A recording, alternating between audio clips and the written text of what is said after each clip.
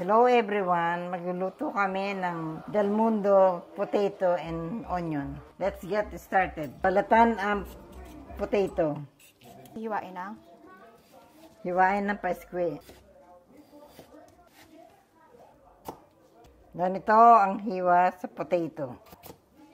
Ganito ang hiwa ng ating potato. Ganito ang paghiwa natin sa sibuyas. Ganito ang hiwa ng sibuyas. Buksan na natin ang kalan sa medium heat. Yan ng Del Mundo.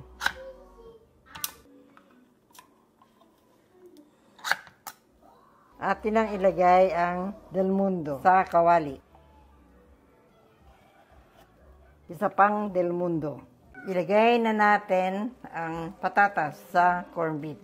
Okay. Hayaan mo lumambot ang patatas. Lutuin muna ang patatas bago ilagay ang sibuyas.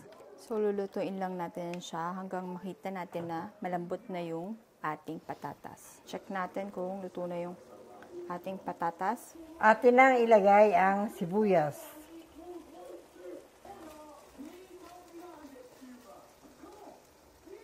Luto na ang ating corned beef with potato and onion. Ato nang isalin ang corned beef sa plato.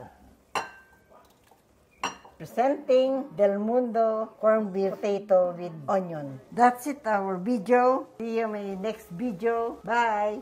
Approve!